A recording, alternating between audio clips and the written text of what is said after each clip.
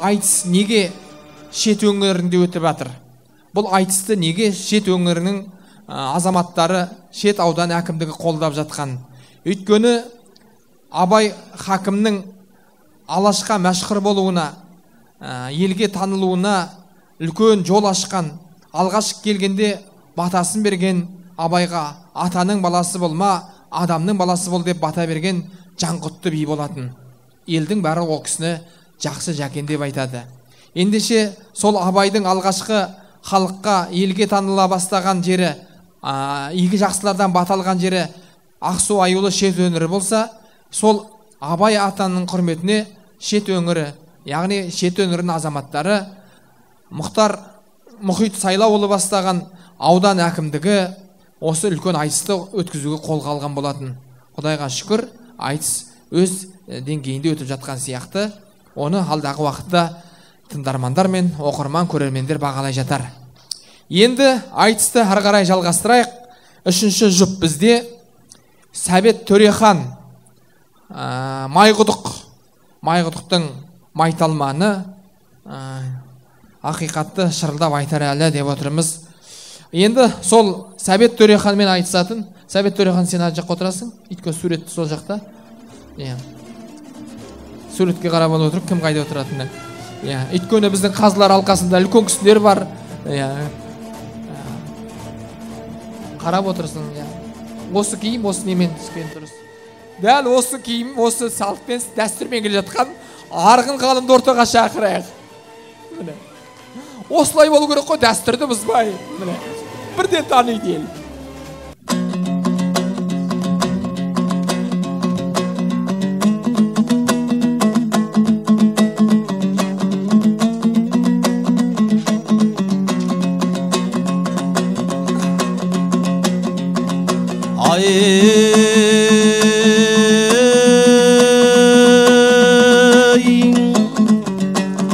Ай, орнымызды ауыстырып сеніп бердің, айтқаныңды істемесем не қып келдім?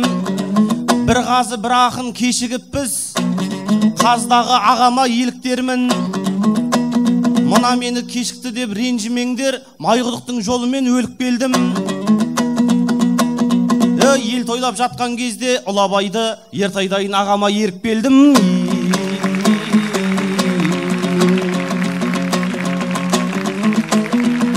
Найзағайға қайралып алдаспаным, Алла деп аламанды албастадым. Ассалаумағалейкум қарағандым, өзіңе арналады әндастаным. Бір жағдайдың алайын басын ашып, қаламаймын көнеріп шаң басқанын. Сырттан келген адам деп көп жерлерде сыртқы итеріп жатады жолдастарым. Айтыста да балымыз төмен болып, түнекке айналады мәңгі аспаным. Географиялық жағыңыз келмейді деп, әйтеуір қадамымды оң баспадым. Мен негізі ізімен келген едім, ділде байып шын болат марғасқаның. Сондықтан мыналардан бөле жармай, мені де қолласаңдар талмас жағым. Географиялық жағынан келмесем де, биологиялық келіп тұрғандастарың.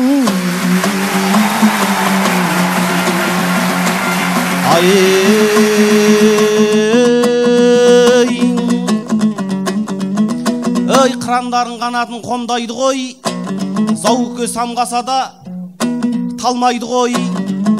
Бұл айтыстың тізімінде жоқ едім мен, маған ешкім назарын салмайды ғой.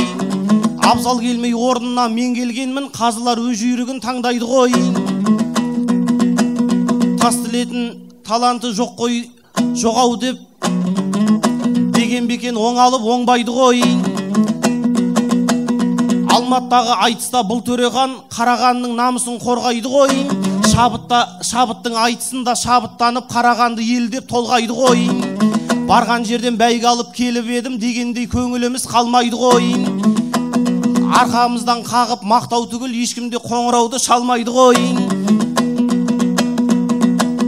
Бүгінде аяқ асты қосылып ек, арбайды ғой демеңдер, алдайды ғой. Айтаға бүгінде мыналарды мәреге сүйресеңіз зор қайғы ғой. Кезегімен бас жүлдені әрқайсына бере берсең тіліңді алмайды ғой. Осылардан жағдайыңды көп сұраймын, Төрехан бар тілегін арнайды ғой. ағасының саулығын сұрамаған інісінің сәлемін алмайды ғой.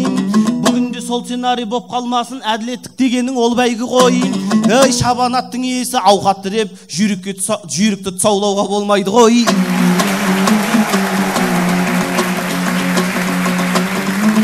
Ей, осылай орындалса жоспарымыз, көкке елі жетпейді бастарымыз.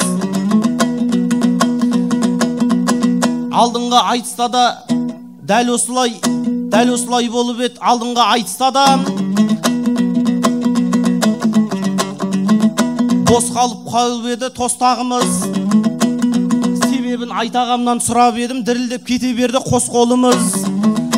Ақындар қатыспасын депті мені, жарасса да әзілмен оспағымыз. Шет жақта айтыс болады дегенді ести қалса, маған келіп жүгінет жастарыңыз.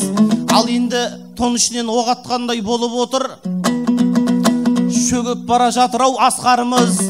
Бұлардан мен мұндайды күтпеп едім.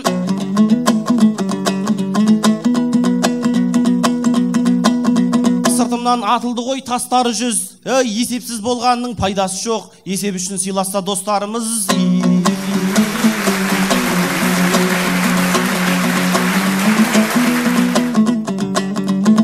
Тобықты болғандығың маған күпті болған мен саған құтты. Арғындайын бауырым 2 жыл бұрын біз сұққандай біздерді алаң қыпты. Алматыға қашыпсың себептермен дегенде енді менің шарам бітті. Одан қалса оқуыңды тастап кетіп нан жегендей бастапсың надандықты. Білімсіз бір дүниең кем емес пе? Білімсіз бір дүниең кем емес пе? Шаң жуытпай жуыттың жамандықты. 40 парыздың біреуі білім алу, қандай дәлел айтайын одан мықты. Біздерге сенеміз деп Абай менен болашағын Мағжандай бабаң күтті. Сол секілді баламыз өседі деп үйдегі әкең менен анаң күтті. Сен болсаң қол қусырып қуыс болдың, ел сенен ерге лайық қадам күтті. Атаңыздың есімі ғалым екен, болған шығар кезінде маман мықты. Сондықтан саған әлі кеш емес қой, қою керек жалқаулық жалаңдықты. Қолыңды мезгілінен кештермей меңгергейсің іскерлік адалдықты. Атаңның есімінен ұялсаңыз, ата жұртқа керекті мамандықты.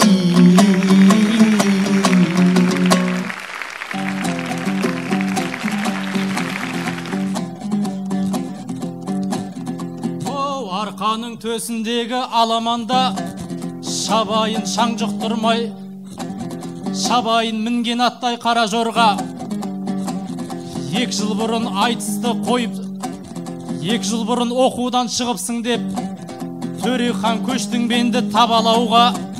Абайда өз оқуын тастаған мен, дана болып қалды ғой ол адамда.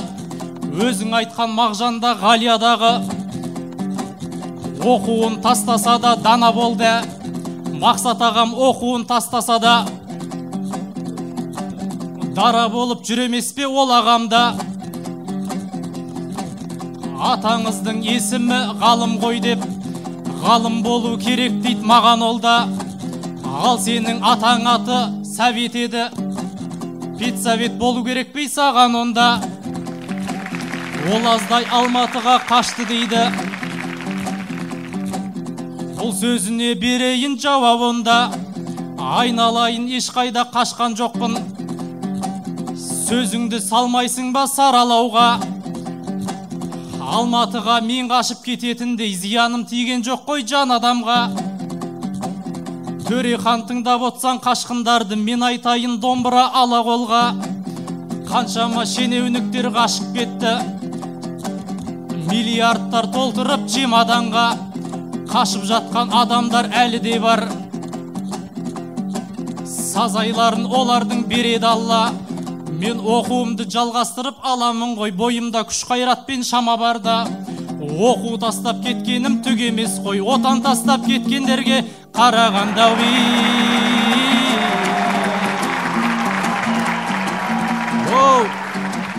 Бісміллә, ісімді Алла оң қылдың ба, басыма бармақтай ба қондырдың ба.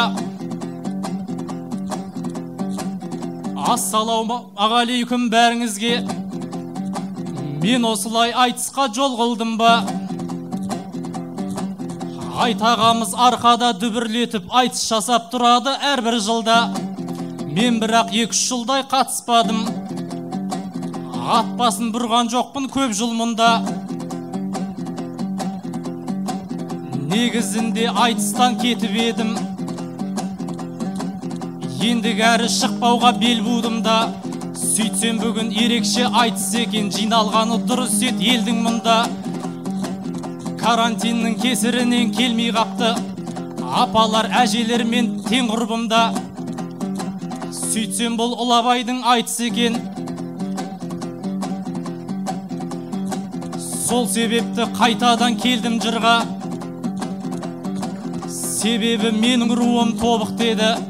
Бөлінуге келгем жоқ мен бір руға. Абайда тобықтыдан шықпап беді, соны айта кетуді жөн қылдым да. Осындайда шаппағанда қайда шабам? Әуенді қоспаймын ғой солғын жырға. Атамның айтысына қатыспасам, атамның басын ақын боп жүрмін бауи.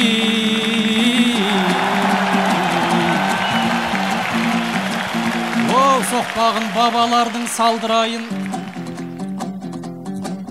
Жырымды нөсерлетіп жаудырайын. Уағалейкум әссәләм төре ханым. Өзіңмен сахнада сән құрайын. Біздерге оңайлықпен ұстатпаушың. Жол жүрумен өткен соң әрбір айың. Қай кезде хабарлассам жолдамын деп, мына бізге белгілі болды жайың. Осы айтысқа тағы да кешіктің ғой. Бауырым кешікпеші енді лайым. Қолыма күнде түсе бермейсің ғой. Келші ғане құлағыңды сәл бұрайын. Ағайын қолдап тұрсаң мына мені, төре ханды есінен тандырайын.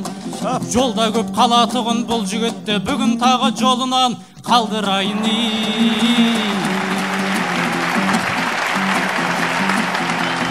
Қарағанды кеңпейіл қандай мекен? Қара суының өзі де балдай мекен? Төре хан енді саған бұрылайын. Бұл төре Төле бидей толғай мекен? Сен бізге күйеу бала атанғалы. Бауырым жан емессің ондай бөтен. Біз өзіңе ділдадай қызды бердік. Жанары қош, жарыңның қош жанары шамдай мекен? Бұл болса тойларды іздеп ділда қуып, үйінде де дұрыстап қонбайды екен. Біз саған зередейін қызды бердік. Ақ дидары ақ ұлпа қардай мекен? Бұл болса ән шығарып жұртқа сатып, ақша десе құмары қанбайды екен. Ұлыңды баланың тәрбиесінде шаруаң жоқ. Бұл өзі үйіне де бармайды екен. Тәрбиелеп ұлыңды Ұлабайдай, деп едім баба жолын жалғайды екен. Құнанбайдай болады десем бұны, құмарланбай жер бетін шарлайды екен. Өскен байдай болады деп ойласам, өскенде бай болуды ойлайды екен.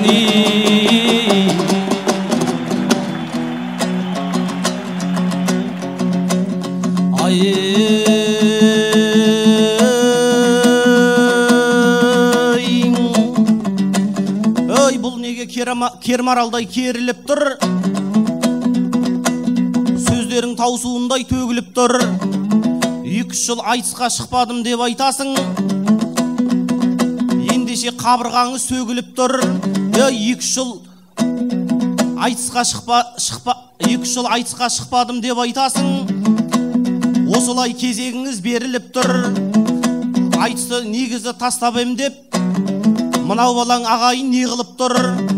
Айтысқа 2-3 жыл шықпағаның үстіңдегі киімнен көрініп тұр.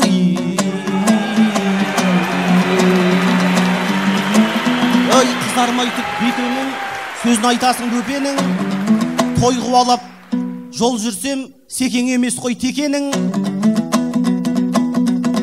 Ерменен бөрі азығы жолда екен ұмытып тағып отсың жекемін. Сойылдай келіп соғасын сол қылын баспай шекенің.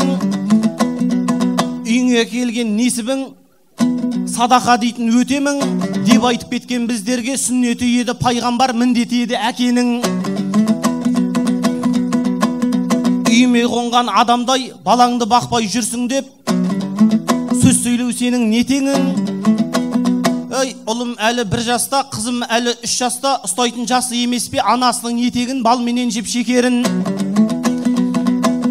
Үйдің жайын ойламас, үй күшік болсаң нетемін.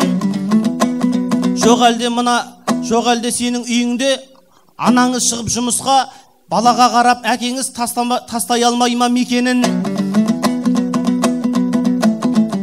Сайыңа келіп құймадың, жайыңа отыр арғын жан, жайын білмесең некенің. Тарпандай болсаң тұмсыққа қылбырау салып кетемін.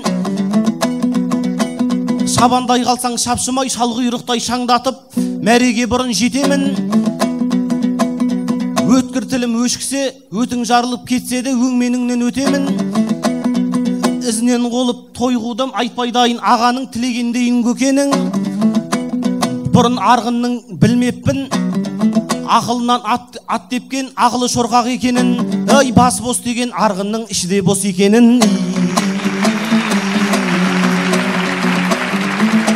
Ей, оқымаған бұл арғын не біледі, білмесе де мүмкіндік беріледі. Бай болуды армандайды деп айтады, сеніңше сол байлыққа не кіреді? Байлық деген ақша мен атақ емес, ойларыңыз не деген жеңіледі? Байлық деген үйдегі атанам ғой, соларға деген ыстық көңіл еді. Байлық деген жарым мен балаларым, алдымда еркелейді, керіледі. Байлық деген тәуелсіз отаным ғой, отан үшін өлеңім төгіледі. Байлық ол 12 мүшең бірдей сау боп, сырқатсыз өтіп жатқан өмір еді. Ал бұл болса өскенде бай болады деп, көңілі арзан сөзге семіреді. Бауырым, мен өскенмін, сені білмейм. Бұл неге артқа қарай шегінеді? Ей, өскенде бай боласың дегеніңнен өспей қалғандығың көрінеді.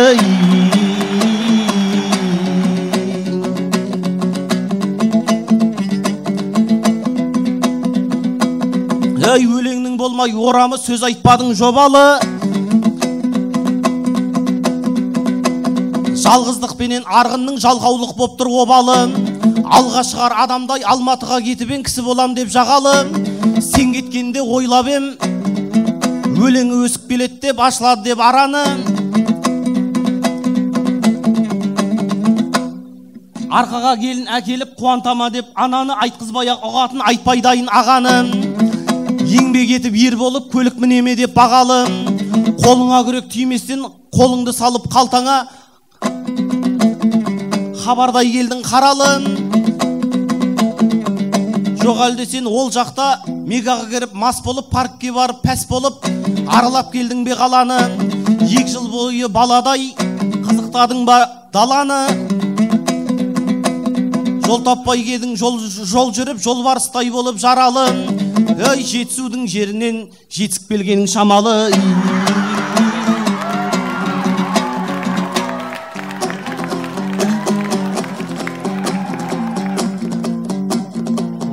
Шапансыз ақ мен мұнда көсілі алам, ел мерейін қашанда өсір алам. Ол рас, шапансыз мен келіп едім, мына маған ренжімеңіз кешір ағам. Шапансыз осы жерге келсем дағы, мен сенің шапаныңды шешіп алам. Осы жерде мінейін ендатыма, ақындық кірісейін мандатыма. Жетісудан жетісіп келіпсің деп, бұл төре хан қасыма келді ақыра. Бай болып келеме деп күттім дейді. Сен менің жағдайымды ал бақыла, қыз алып келеме деп күттім дейді. Төре хан сөйлемеші сәл бақыра, қыз алып келетіндей Жетісудан, қыз беретін жәрмеңке боп жатыр ма? Бай болып келетіндей Алматыдан, тек жұмыс істегем жоқ таңдатыра. жоқ әлде сен бауырым ойлайсың ба ақша жауып жатыр деп Алматыда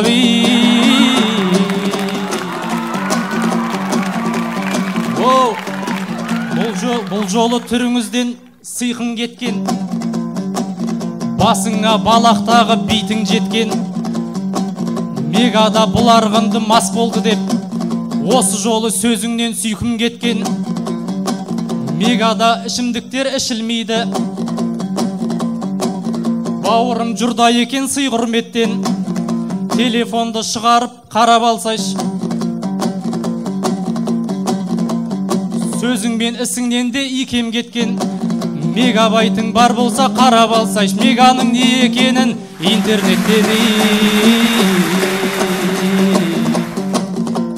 Ақындар енді қалай жең түрмейді, шетінен мен атайын сен тұр дейді. Шәкәрім, Мағжан, Мұхтар, Абайлар-ай, олар жайлы қалай сыр шертілмейді. Артына өлмейтұғын сөз қалдырса, оларды өлді деуге тіл келмейді. Айтпаса сөз атасы өлет деген, біздер айтып қойғанмен бертін қойды.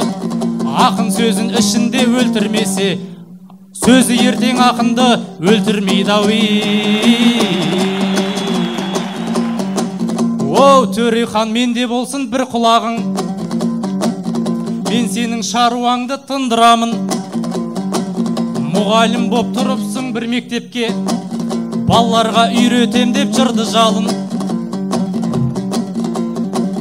Тілеген айтпай дидар жырдан сабақ, беретінін халайық білді бәрін. Сабақты солар берсе бір жөн еді, оларды естіп жүр ғой күллі қауым. Сенің жыр айтқаныңды естімеппіз, балаларға сіңірмексің білім нәрін. Мынаның директоры білмейді екен, мен соны айтып бос жерде жыр қыламын. Мұғалім болып жүрген Төреханның өзіне керектігін бір мұғалім.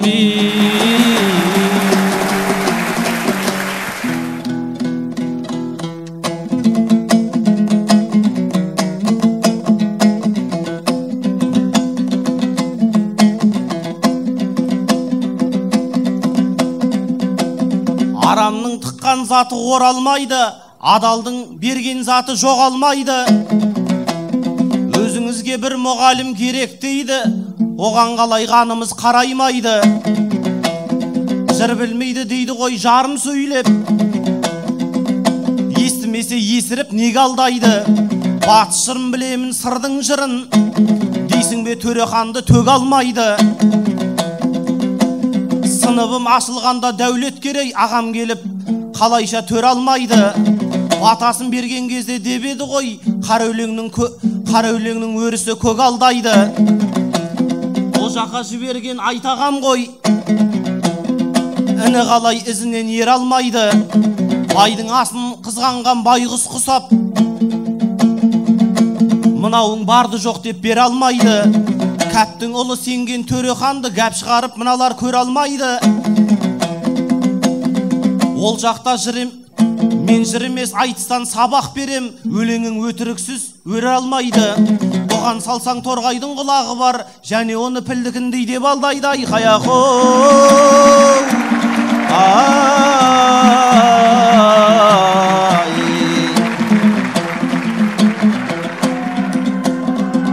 Арғынжан ойнай берсін, күле берсін, дегендей болды бізге түре келсін. Жеңгенді ел, жеңілгенді жер көтерет, оны да мына халық біле берсін. Мына мені ел көтеріп жүре берсін, мына сені жер көтеріп жүре берсін. Айқая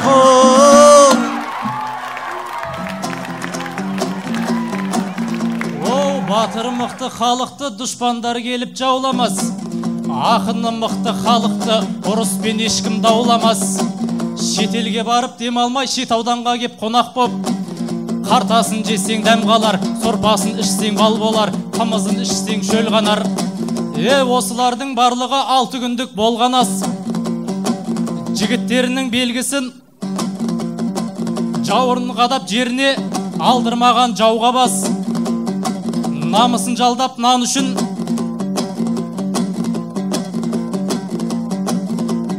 өмір сүрсе де қарбалас. қыздарының белгісі жігіт намысын қорламас.